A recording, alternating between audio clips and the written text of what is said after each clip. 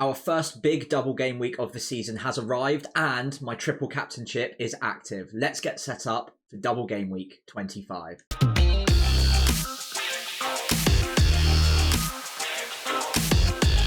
Hey everyone, Sam here, otherwise known as FPL Pricey, and today we're going to help you get set up for double game week 25, which is the first big double of the 23-24 FPL season. So it's an exciting game week and a really important one to make sure that you're set up correctly. In the meantime, let's take a very quick look back at my Game Week 24 performance because that will inform my decision making moving forwards. 90 points for me. It was really quite a nice relief to get a big green arrow because I've been struggling for a couple of weeks to kind of get through the funk, as it were. But 90 points really sorted me out. I think it was 150k rank rise, and I think my game week rank was around 240k as well. So a big green arrow enabled in part by the combination of the midfielders and strikers I had. So looking across, Saliba was the only one who really returned in defence, but getting the goal and the clean sheet was very, very helpful. Trent Alexander-Arnold is now yellow flagged, but did get me the assist before half-time. We will discuss him at length later on in this video. So if you want to get more information on his fitness update, do hang around for that. Into midfield, Saka with 2 goals and I think 2 bonus points as well. Palmer with 2 assists and Jota with a goal. Fantastic, pretty much across the board. Foden was quite unlucky not to get a return as well. And then up front, won't talk about Watkins too much, but I think he was actually very unlucky not to return. For what it's worth, he had the same underlying attacking data in Game Week 24 when he blanked as he did in Game Week 23 when he got 18 points. So I think it was relatively unlucky for him not to get anything there. And then Darwin obviously coming in with 1 goal. Bonus point eroded by the yellow card as well, but 6 points is still decent enough. And then Haaland coming back in as my captain. I took a bit of a risk on him starting, but I was fairly confident. 2 goals, maximum bonus points, 13-point haul, doubled to 26. Very happy with that. And it's also kind of nice seeing pretty much no points on my bench as well. So it looks like, generally speaking, I made the right decision on which players to start and which players not to. So with that in mind, big green arrow, big smile on my face. Let's move into all of the different dilemmas that we've got to go through as we head into double game week 25. So usually I leave the captaincy matrix for a little bit later on, but because I think this one is probably quite clear and obvious which one the favourite is going to be, just a quick section now. So Haaland has the best underlying attacking data. He's back starting and finishing matches, more importantly, and he looks like the prime candidate for the captaincy armband in double game week 25. 2 really nice looking home games, Chelsea and Brentford, both been conceding quite a lot of chances. You'd expect Haaland to get very good minutes in both of those matches. And to be honest, there's not really a lot going against him for the armband at the moment. There are alternatives, which I've picked out 4 of my favourites for this matrix as well. KDB would be my favourite alternative at Man City, but I think you're punting on the fact that he gets decent minutes. And with Haaland, better data on penalties as well, I think it's likely that KDB will do well, but probably not to outperform Haaland. If you want a differential though, KDB is absolutely fine. The Liverpool boys as well, Darwin and Diogo Jota, I think are fine. But again, if you look at the underlying attacking data, they don't just quite match up to Haaland. If I was going to pick one of the 2, I might be tempted to punt it on Darwin. The data is still really good. 0.97 is phenomenal. It's just not quite as good as Haaland. I think arguably they've got a better double game week, even though the Brentford game is away from home. Luton at home is obviously a fantastic fixture. And even with Salah's minutes probably rising a little bit now he's back in parts of training, I still expect Darwin and Jota to get very good minutes across the double. So I think they're absolutely fine to put the armband on. I just personally prefer Haaland. Lastly, as a differential, I don't mind Tony as well. I think even though the game week itself is full of pretty difficult fixtures, Liverpool and Man City, I do expect him to get a couple of chances and he is a lethal finisher. So he could easily return. Again, I don't prefer him over any of the others on this sheet. But one of the key elements to discuss this week is whether or not triple captaincy is an option. And I think it clearly is an option, right? It's definitely one of the game weeks that you can pick from as a good game week to use a triple captaincy. The expected points for Haaland is very high, no matter where you get your information from, whether it's Fantasy Football Hub, Scout, Draft Hound, or on review. It's all expecting him to get a really good return this week. And just as far as the eye test goes and the underlying data goes, he's clearly going to be a good candidate. There are alternatives though. So double game week 28, Solanke will have Sheffield United and Luton both at home. That's obviously a very good double, but I think out of the two, I personally prefer Haaland because he's just in a much more attacking side. They'll create more chances, and again, City are just a superior side in general to Bournemouth. That being said, if you wanted to use a bench boost this week, a triple captaincy in game week 28 is definitely not a bad idea. And also in game week 37, that might be another alternative strategy. City and Liverpool will both likely have a double game week then. I don't think they'll quite match up in terms of the quality of the matches, but it is a double game week nonetheless. They might still be in a fight for the title, so maybe there won't be too much rotation there at that point. However, cards on the table right now, I think the situation is clear that this is a very good opportunity to use it, and I personally am very likely to take that opportunity. However, let me know in the comments below when you prefer to use the triple captaincy chip this season, whether it's double game week 25, and if so, is it on Haaland or are you looking elsewhere for a differential candidate? So moving on to my game week 25 transfer targets, and top of the list right now is Nathan Ake. In fact, the top two are both defenders, and the big reason for that is that we've had the news confirmed that Trent Alexander-Arnold is unfortunately going to be out for a few weeks now and is going to miss the Carabao Cup final, which means he's definitely going to miss double game week 25. That means that I'm going to have to make a move in defence, most likely to sell Trent for one of the doublers. Now, Nathan Ake is top of my list as it stands. I think there are alternatives there, and obviously no Man City player is completely nailed, but Ake has started the last 8 league games and played 90 in all of them, and his underlying attacking data is very positive at 0.16 XGI per 90. 2 home games for Man City means that hopefully the travelling means they don't need to rotate quite as much, but it is still worth noting that even though Gvardiol is injured at the moment, and that reduces the amount of options that can also play at left back, Ake is probably going to be in the preferred 11 more often than not. He's been really solid for City, and Akanji could fill in at left back, but I think it's more likely that Ake now does play both of the matches in the double. Now, we would also need him to play in game week 26 as well, when a lot of other teams are blanking. So to bank on any Man City defender starting 3 games in 2 weeks is going to be difficult to do. As far as it goes, though, I think Ake is the most likely to actually get those minutes, and at 5 million, I think he's very affordable to do so as well. And it also would mean that in my team, I would have another 3.6 million from downgrading Trent to play with elsewhere. Now, moving down, Van Dijk is another alternative I am weighing up, and I really do like the upside with Van Dijk in the double game week as well. I feel like he could be a good shout for a bullet header from a corner, from one of Robertson's set pieces, for instance. But because he has the blank in game week 26, I couldn't hide him on my bench because I already have 3 or 4 other double game weekers this week that then blank next week as well, or rather Liverpool or Chelsea or Tottenham players that blank next week. Because of that, Van Dijk is probably second on the list to Ake, and it makes it more difficult for moves moving forward. That being said, though, he is much more likely to play 90 minutes in both of the double game week fixtures, so I could find myself chasing the upside there. Moving down, Kevin De Bruyne is also an option, and there is actually a route I could take to bring him in without even taking a hit, which would be to bring in Van Dijk for Trent, and KDB comes in for Saka for almost exact funds. So I'd have to make the moves pretty soon because I expect prices to fluctuate in the next couple of days.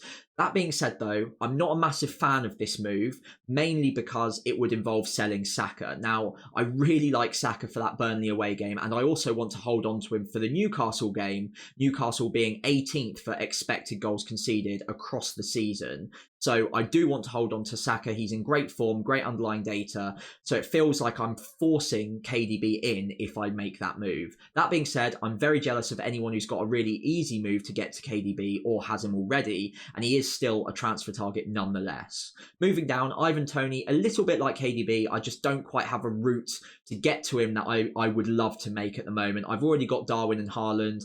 Ollie Watkins is the only one that I could sell for Ivan Toney. I don't mind it, especially if it's for free, but because Watkins will play in game week 29 and his underlying attacking data is fantastic, as well as the next few fixtures are looking good, I think I'm pretty happy to hold on to him, and I've got other moves to make elsewhere, as I've already discussed. So I think by virtue of the fact that I've got other things to do, Tony can wait for a few weeks and Watkins probably gets a leave for now. Mo Salah is the final player I wanted to briefly discuss. I think for what it's worth, we have seen him in parts of training this week, but we don't know that he's involved fully in training. It does look like he's taking part in like the rondos and in bits of training, but we haven't seen him in full contact just yet. Now, obviously, more photos could come out, more footage could come out, and Klopp might himself even say he's ready to start against Brentford. For the time being, though, I would expect his minutes in game week 25 to be relatively low. I think they'll be building up his minutes towards the cup final with the aim of playing in the Carabao Cup final against Chelsea. So if I was guessing, it would be maybe 20-30 minutes off the bench against Brentford and then possibly to get 60 minutes against Luton. Now, if that was the case, then there are those of you out there who might think that I've got a good route to get to him without taking massive hits, and I really fancy Salah for the upside at a really differential ownership bracket as well. So you would chase that. In my team personally, as I discussed with De Bruyne, I just don't really have an easy way to get there. So because I still expect the minutes to be relatively low, and the fact that he blanks in game week 26, plays City in game week 28, and then likely blanks in 29 as well, I think for the time being, I'm happy enough to just leave him to one side and pick him up at a later point. So full disclosure, this is the second time I've recorded this because the news broke about Trent just after I finished recording, which is incredibly frustrating, but I think it's important to refresh the video because Trent's fitness is going to be massive for this week for anyone who owns. And it is massive for my decisions as well. What it does mean is that he's now at the top of my sell list because he's confirmed out for double game week 25. And it also means that I definitely need to be bringing in a defender for him.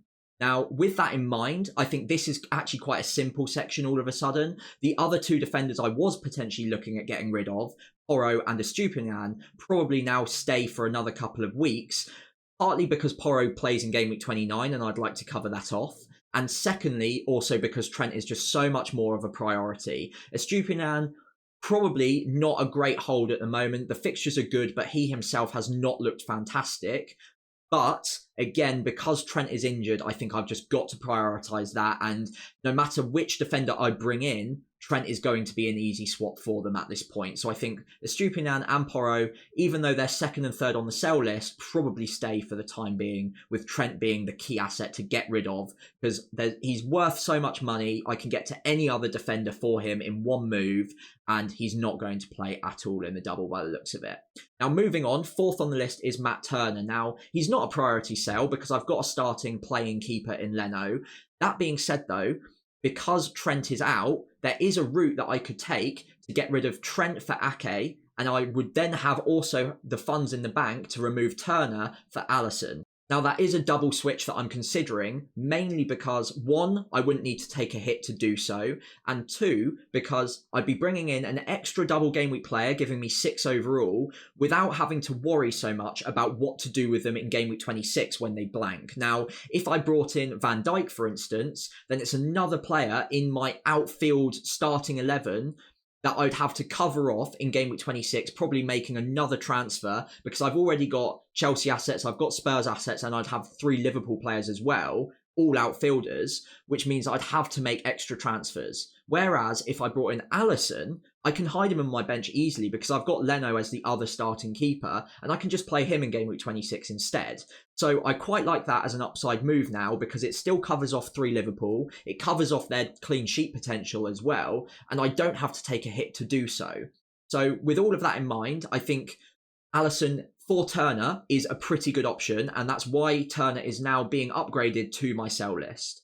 Finally, Cole Palmer is another player that I'm very unlikely to get rid of in my own team, but I would understand people having him on their sell list because, again, Man City in this game week, blank in game week 26, and then a potential quite likely blank in game week 29 as well. All of that considered, I understand why people are selling him, but for me, I think the fact he's on penalties, the fact I've got value tied up in him, and the fact that his underlying data is fantastic this season at his price point, I'm going to try to hold on to him for as long as I can, and I think it's quite likely that I hold on to him for game week 25 and then probably hide him on my bench for game week 26.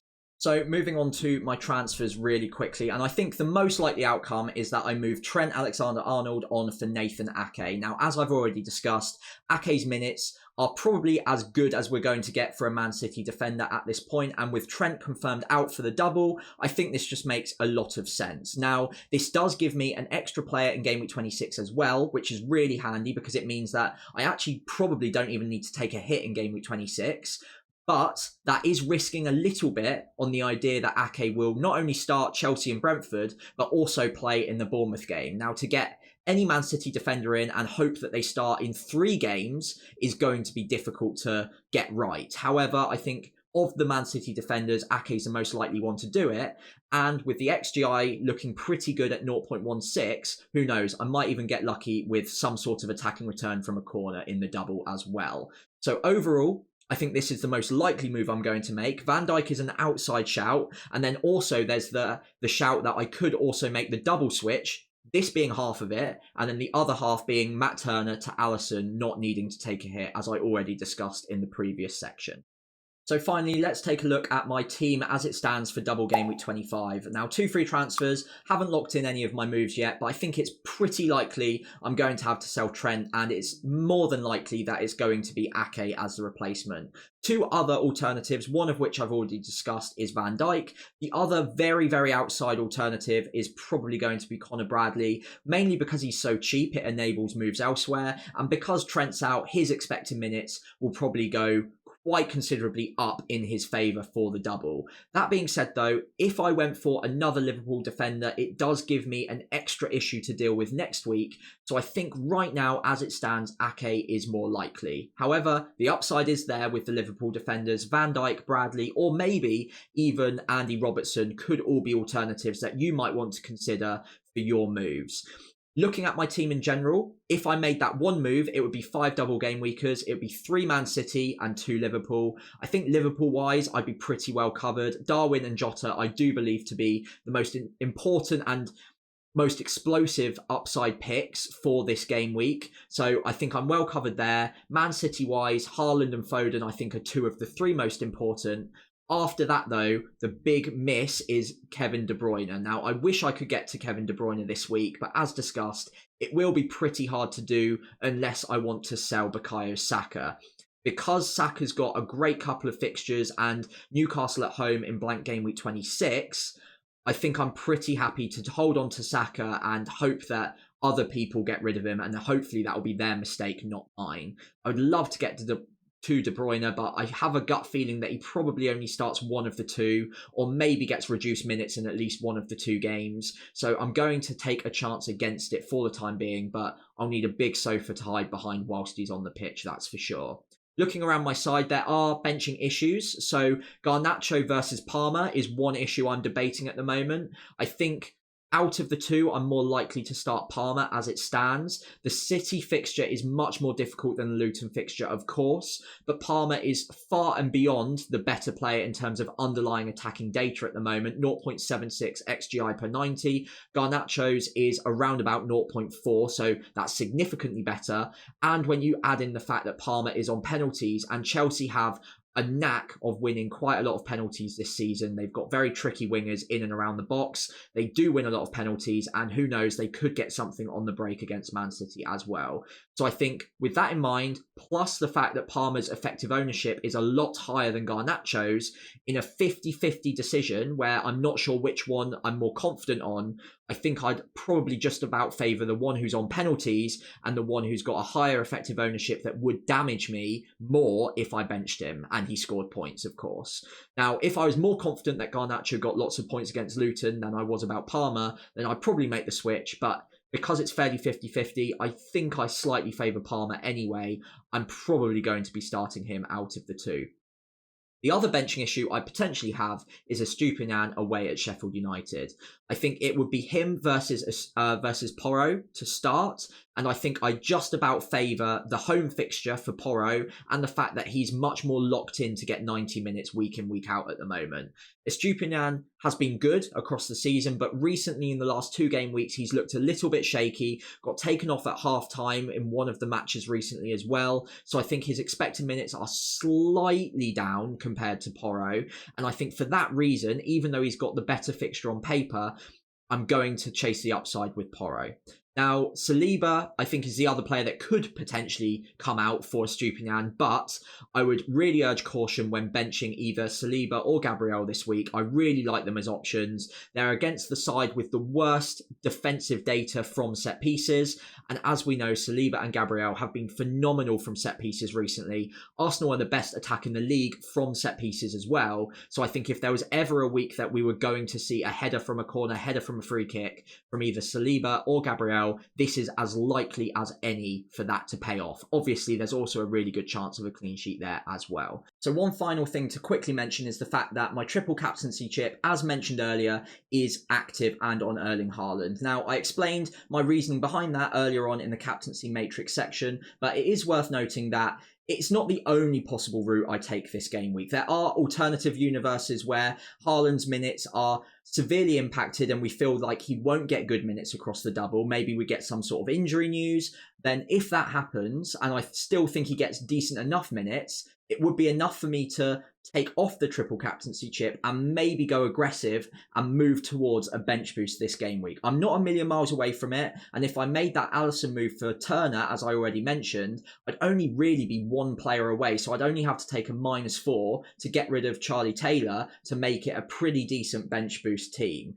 With that in mind, though, I think as it stands, it's 95% going to be triple captaincy this week. And as long as Haaland's fitness isn't in any sort of doubt going into the deadline, that is where it will stay for me. So I think overall, that pretty much wraps up my decision making for double game week 25. And I'd like to invite you now to leave a comment below if you've got any of your own questions or dilemmas ahead of the deadline. I'll try and get back to as many of you as possible, if not all of you, before we hit the double game week 25 deadline. In the meantime, if you've made it this far, I'd really appreciate it if you could leave a like and subscribe to the channel as I chase down 1,000 subscribers before the end of the 23-24 FPL season.